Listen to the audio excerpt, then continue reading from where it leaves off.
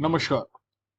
किसी भी देश को अपनी अर्थव्यवस्था को वैश्विक स्तर पर मजबूत बनाए रखने के लिए, वैश्विक स्तर पर अपनी आर्थिक गतिविधियों को एक स्टेबिलिटी यानी स्थायित्व प्रदान करने के लिए और वैश्विक लेन-देन को मजबूती और कंटेम्पररी बनाए रखने के लिए जो फॉरेक्स रिजर्व यानी फॉरेन एक्सचेंज रिजर्व, फॉरेक्स का मतलब FOR is foreign and EX is exchange, foreign exchange reserve करके एक निधि होती है जिसको सुरक्षित बनाए रखना होता है। ये जो न्यूज में आज आपके समक्ष लेके आ रहा हूं वो बहुत इंटरेस्टिंग है कि हमारा फॉरेक्स रिजर्व जो है उसमें गोल्ड जो है, स्वर्ण, उसका जो शेयर है वो 7% राइज किया और बहुत ही कम समय में, पिछले 6-8 महीने अगर बात करें कि रिसेंट टाइम में जो ये रिजर्व आया बहुत ज्यादा तेजी से बढ़ा है। क्या कारण है, ऐसा क्यों है, फॉरेक्स रिजर्व क्या होता है, ये चर्चा करेंगे। बाकी गोल्ड, कितनी कंट्रीज कितना गोल्ड रखती हैं, कितना गोल्ड रखा जाना चाहिए, भारत की 2014 से लेकर 2021-22 तक क्या गोल्ड रिजर्व की स्थिति रही है, वैश्विक स्तर पर कौन कौन सी बैंक इस तरीके की गतिविधि करती हैं और बैंक्स क्यों क्यों गोल्ड को रखा जाता है, गोल्ड के अलावा क्या क्या और फॉरेन जो एक्सचेंज रिजर्व है उसमें रखा जा सकता है, इन सभी बातों की चर्चा करेंगे। नाम है मेरा ऋषि सुधांशु पांडे। चलिए चलते हैं सबसे पहले न्यूज पे। न्यूज है as FPI exit hit forex reserves, RBI stepped up gold purchases। Actually वर्तमान समय में क्या स्थिति है, मई 13 की न्यूज है, जैसा कि आप देख सकते हैं शाम को सुबह 5 बजे की, कि फॉरेन पोर्टफोलियो इन्वेस्टर, ये एक प्रकार के इन्वेस्टर होते हैं जो भारत में सिक्योरिटीज के माध्यम से, शेयर मार्केट के माध्यम से इन्वेस्ट करते हैं और वो इन्वेस्टमेंट ब्राउन फील्ड या फिर ग्रीन फील्ड, अलग अलग जो प्रोजेक्ट्स हैं उनमें वो पैसा लगता है। ये बात जरूर है कि इस तरीके के जो इन्वेस्टर्स होते हैं बड़े ही वॉलेटाइल होते हैं, क्योंकि ये जो आपका इन्वेस्टमेंट है उसमें ऐसा रखते हैं।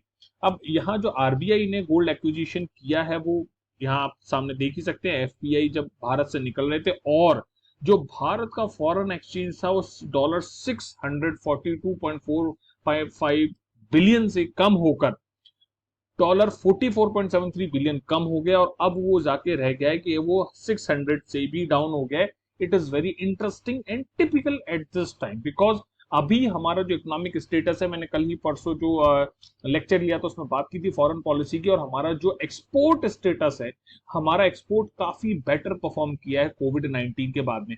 तो ऐसे समय में हमारे फॉरेन एक्सचेंज में कमी आना, जबकि FPI बाहर निकल रहे, तो ये बड़ा एक टिपिकल सिचुएशन हो जाती है। इस सिचुएशन के कारण ही RBI ने आगे बढ़कर गोल्ड को परचेज प्रारंभ किया है। अब देखते हैं कि अभी हुआ क्या है कि भारत का जो गोल्ड होल्डिंग है वो 760.42 टन हो गया है, जिसमें कि हमने रिसेंटली 16.58 टन जो गोल्ड है वो ऐड किया है। ये हुआ है पिछले 6 महीने में, जैसा कि मैंने अभी आपको बताया कि सितंबर से मार्च 2020 के बीच में ये गतिविधि हुई है, जिसमें कि हमने लगभग 16.5 टन गोल्ड है वो लिया है। RBI का जो गोल्ड एक्विजिशन है वो उस समय हो रहा है जब मैं बता ही चुका हूँ, FPI निकल रहे हैं और हमारे जो हालत है बिलियन की, 597.72 बिलियन जो है वो कम हो गया। एक्चुअली लगभग $45 बिलियन जो है वो कम हो गया फॉरेक्स रिजर्व में। अब बात करते हैं हमारे क्वांटिटी ऑफ गोल्ड रिजर्व की और फॉरेक्स रिजर्व जो है उनकी कंपैरेटिव। अगर मैं मार्च 28 2014 और मार्च 25 2022 यानी अगर मैं बात करूं लगभग 8 साल की, तो हम 300 जो $US बिलियन है उससे हम 617 का मार्क जो है टच कर चुके थे, लेकिन अभी यहाँ तुरंत $50 बिलियन जो है वो डाउन हुआ है। तो ये जो ग्रोथ है बहुत ज्यादा है कंपेरेटिवली, और क्योंकि इससे पहले का अगर मैं ट्रैक रिकॉर्ड देखूं तो वो इतना ज्यादा तेजी से बढ़ा नहीं है। अगर मैं ऑन एन एवरेज एक हमारे मैथमेटिक्स में एक डायग्राम होता है जिसमें 45 डिग्री का इंक्रीज है, यहाँ पे स्ट्रेट लाइन है, तो वो एक graph x equals to y अगर मैं ग्राफ बनाता हूं तो इस तरीके की एक लगभग स्ट्रेट लाइन बनेगी। अगर मैं quantity of tons in gold reserves की बात करूं या फिर परसेंट ऑफ टोटल रिजर्व्स की बात करूं तो उसमें 6.9 से अभी 7.1% हो रहा है। ये मार्च 22 का डेटा है और ये मार्च 14 से ये डिफरेंसेस आए हैं। बीच में मार्च 18 में ये काफी ज्यादा नीचे गया था, जो परसेंटेज कंपेरेटिवली काफी ज्यादा कम था। अब role of gold in international monetary system. यद्यपि जो गोल्ड है वो कोई डायरेक्ट रोल प्ले नहीं करता है अंतरराष्ट्रीय जो मौद्रिक तंत्र है उसमें, क्योंकि सोने का ऐसा लेन देन नहीं किया जाता है, बट फिर भी सेंट्रल बैंक और जो सरकारें हैं वो इस गोल्ड को रखती हैं, क्यों? क्योंकि ये राष्ट्रीय जो संपत्ति है उसकी सुरक्षा करने की, उसके संरक्षण के लिए, और जो आर्थिक अस्थिरता है उससे बचाने के काम आता है। Central banks are buy gold at an ever increasing pace. अभी वर्तमान समय में जो केंद्रीय बैंक है वो सभी सोना खरीदने में लगी हुई है। इंटरेस्टिंग फैक्ट ये है। Maybe there are many reasons जिनकी चर्चा हम अलग अलग जियो पॉलिटिक्स सिनेरियो में कर सकते हैं, बट उस विषय का आज हमारे इस टॉपिक में संदर्भ कम केवल आना चाहिए, उस पर चर्चा कभी और कर सकते हैं। Gold is the third largest reserve asset globally. अगर मैं बात करूं वैश्विक स्तर पे, मोस्टली कंट्री जो यूएस डॉलर है उसको रिजर्व के रूप में रखती है फॉरेक्स रिजर्व में, और उसके बाद में जो यूरो डिनोमिनेटेड असेट्स हैं, यूरो हैं, जो मोस्टली पॉन्ड यूरो जो है उनको रखा जाता है, और उसके बाद गोल्ड को रखा जाता है। लेकिन अब जो है gold, it is also increasingly used as collateral in financial transaction, much like other high quality liquid assets like government debt, as per World Gold Council। ये World Gold Council याद रखिएगा क्योंकि नेक्स्ट टू नेक्स्ट स्लाइड में इसका reference आएगा, क्योंकि एक इसने रिपोर्ट दी और भारत के संदर्भ में इसने महत्वपूर्ण सूचना भी दी है। हाउएवर, अभी वर्तमान में साइजेबल गोल्ड होल्डिंग मानी जाती है कि अगर फॉरेक्स रिजर्व में रखी जाती है जबकि कैपिटल आउटफ्लो हो रहे हैं, इसलिए ही हमारे लिए जरूरी है कि हम गोल्ड का एक पर्टिकुलर अमाउंट रखें जिससे कि हम स्टेबल यानी स्थायित्व को बना के रख सकते हैं। बैंक ऑफ इंग्लैंड जो है, जो कि मेजर बैंक है गोल्ड को रिजर्व रखने वाली, continues to the most popular storage location. वहां 63% ऑफ रेस्पोंडेंट्स वॉल्टिंग देयर, मतलब जितने भी लोग गोल्ड रखते हैं, मेजर जो हैं 50% से ज्यादा लोग वहीं गोल्ड रखते हैं। ये WGC जो अभी मैंने पहले आपको बताया वर्ल्ड गोल्ड काउंसिल है, उसका सर्वे है। This marks a significant increase in last years and may indicate growing importance attached to keeping gold in liquid trading centers। तो यही मैं आपको बता रहा था कि पिछले कुछ सालों में, खासतौर पर पिछले कुछ महीनों में, केंद्रीय बैंकों ने सोने को खरीदना प्रारंभ किया है, क्योंकि वॉलेटिलिटी जो अभी हो रही है, जैसे अगर मैं रूस और यूक्रेन की बात करूं, या फिर मैं अदर इलाकों, कोविड और 19 का जो पेंडेमिक है उसने जो चीजें चेंज किया है, चाइना के उभार की अगर मैं बात करूं, या फिर यूएस डॉलर में जो डाउनग्रेड कंपेरेटिवली आने वाले समय में हो सकता है चाइना की रेनमिनबी जो है वो ज्यादा इंपॉर्टेंट हो जाए, ज्यादा कॉस्टली हो जाए यूएस डॉलर की तुलना में। तो ये ट्रांजिशन का फेज है जो फॉरेक्स रिजर्व में हम आने वाले समय में देखने वाले हैं। डोमेस्टिक स्टोरेज जो है उसमें भी, डोमेस्टिक स्टोरेज का मतलब कोई भी देश सोना खरीद के अपने यहाँ अपने वॉल्ट में रखे। वॉल्ट का मतलब तिजोरी, सिंपल सादा भाषा में वॉल्ट इज ए तिजोरी। ये देखिए, आप देख सकते हैं इस तरीके से इंग्लैंड की बैंक में सोना रखा जाता है, और ये वहां की महारानी जी हैं। इस तरीके से पूरी बार्स होती हैं गोल्ड की, उनको रखा जाता है। ये पूरी देखिए पूरी लाइन है जिसमें कि इतनी सारी गोल्ड बार्स हैं, बार्स के रूप में उनको रखा जाता है। ये सिस्टम बना हुआ है। ये इंग्लैंड की महारानी बार बार खुश हैं इतने सारे गोल्ड को देख के।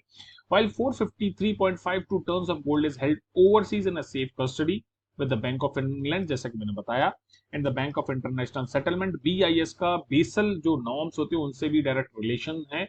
अभी वर्तमान समय में भारत में 295.82 टन ऑफ गोल्ड जो है वो हमारे यहाँ डोमेस्टिकली रखा गया है, हमारे यहाँ रखा जाता है।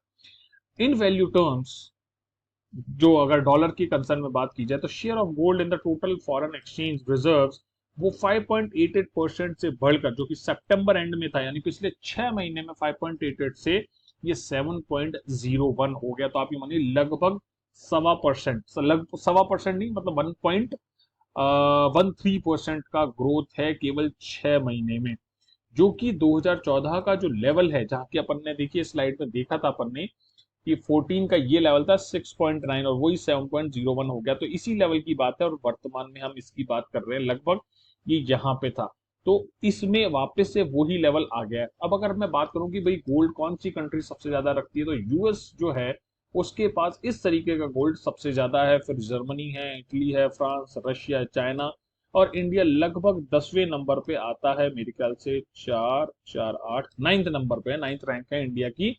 वो बदलती रहती है और ऑल्दो ये बढ़ भी रही है, हो सकता है हम जापान को ओवरटेक कर लें इस संदर्भ में। लेकिन अब मैं आपको इंटरेस्टिंग न्यूज जो है सबसे ज्यादा वो दिखाता हूँ। दैनिक भास्कर की न्यूज है कि भारतीय महिलाओं के पास दुनिया के कुल सोने का 11% हिस्सा है, जो कि है 21,733 टन। अगर मैं यहाँ पे यूएस की देखूं वो कितना है, 8,133.53 टन, जो कि यहाँ पे दिखा भी रखा है आपको। जर्मनी के पास भी इतना है। तो सभी जो राष्ट्र हैं उन सब के पास हमारी महिलाओं से मिला के बहुत कम सोना है। हमारे घरों में अमेरिका के सरकारी खजाने से 3 गुना सोना, जो कि 25,000 टन सोना।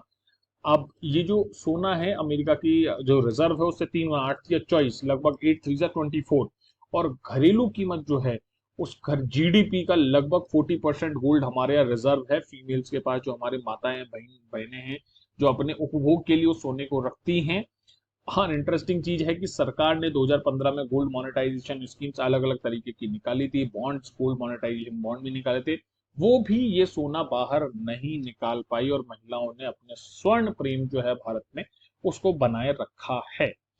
एक चीज और है कि आधे से ज्यादा जो सोना है, ये जो 21,773 टन है, इससे जेवर नहीं बनते हैं। एक्चुअली जो गोल्ड मोनेटाइजेशन स्कीम थी उसका फोकस इस वाले गोल्ड पर फोकस करना था, इस वाले गोल्ड को कन्वर्ट करना था। इस वाले गोल्ड का उपभोग हमारे यहाँ रोजमर्रा में, शादी ब्याहों में, त्योहार में होता ही है। ये कन्वर्जन का फोकस नहीं था। ये कन्वर्जन का फोकस था कि लोग जो हैं वो इस फिजिकल गोल्ड की बजाय गोल्ड जो बॉन्ड्स होते हैं उनमें इन्वेस्ट करें। ठीक। नेक्स्ट अगर मैं बात करूं तो आप देख सकते हैं कितना सुंदर लग रहा है ये सोना। और इसी के साथ मैं आपको बोलूंगा बहुत बहुत धन्यवाद। तो सोने में इन्वेस्ट करते रहिए अगर आपके पास है, लेकिन साथ ही साथ भविष्य में जो आरबीआई की नीति है उसमें परिवर्तन को देखते हुए शेयर मार्केट पे भी कुछ तरीके कैसे, जिसमें कि ब्लॉकचेन टेक्नोलॉजी है, अगर मैं बिटकॉइंस की बात करूं तो वहां पे भी कुछ वॉलेटाइल सिस्टम बना हुआ है, ट्रांजेक्शन का फेस है। सोच समझ के इन्वेस्ट कीजिएगा। भगवान सबका भला करे। जय हिंद, जय भारत।